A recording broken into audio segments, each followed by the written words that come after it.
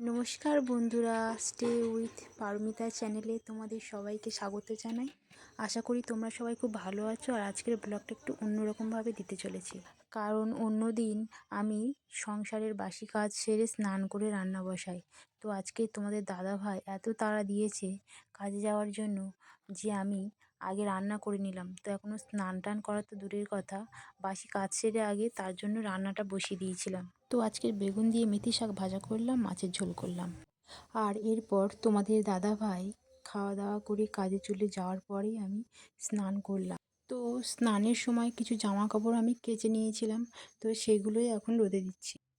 আর এইবারে আমি ঠাকুর ঘরে পূজা দেব, তো তার জন্য আমি ফুল তুলছি। আর আমাদের গাছে দেখো কত ফুল ফুটেছে। আর এইদিকে তোমাদের দাদাভাই দেখো কতগুলো গাঁদা ফুলের চারা এনে বসিয়ে দিয়েছে। আর এই জবা ফুল গাছটা আমার শাশুড়ি মা বসিয়েছেন। তো দেখো গাছে অনেক ফুল হয়, তো কখনো কখনো ফুল অনেক হয়, আবার কখনো কখনো দুটো একটা হয়। আর এই গাছগুলোকে দেখো, তো বড় বড় গাঁদা ফুলের আশায় এই গাছগুলো বসানো হয়েছিল। তো কী আর করা যাবে, বড় বড় গাঁদা ফুল তো হয়নি, তো ছোটো ছোটো ফুল হয়েছে। তো এই ফুলগুলো তুলেই আমি পূজা দিই।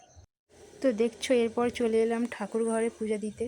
তো এখন বাজে দুপুর 2টো। তো সবাইকার খাওয়া দাওয়ার পর্ব মিটিয়ে চলে এলাম মিষ্টির ওষুধ দিতে। তো মিষ্টির এতই ঠান্ডা লেগেছিল যে ডাক্তারবাবু এই ওষুধটা দিয়েছিলেন। তো সিরাপ খাওয়ানোর থেকে মিষ্টির এই ওষুধটা দিলে তো তাড়াতাড়ি কাজ করে, তাই জন্য এই ওষুধটা মিষ্টিকে এখন দিচ্ছি। আর এখন সেই দুর্বিষহ দিনের কথা মনে পড়ে যাচ্ছে, যখন মিষ্টির খুব শরীর খারাপ হয়েছিল 7 বছর আগে। গুরুতরভাবে মিষ্টি অসুস্থ ছিল, তখন এইভাবে অক্সিজেন দেওয়া হতো, গ্যাস দেওয়া হতো। আর সেই ভয়ঙ্কর দিনের কথা মনে পড়লে আজও আমার গা শিহরণ দিয়ে ওঠে।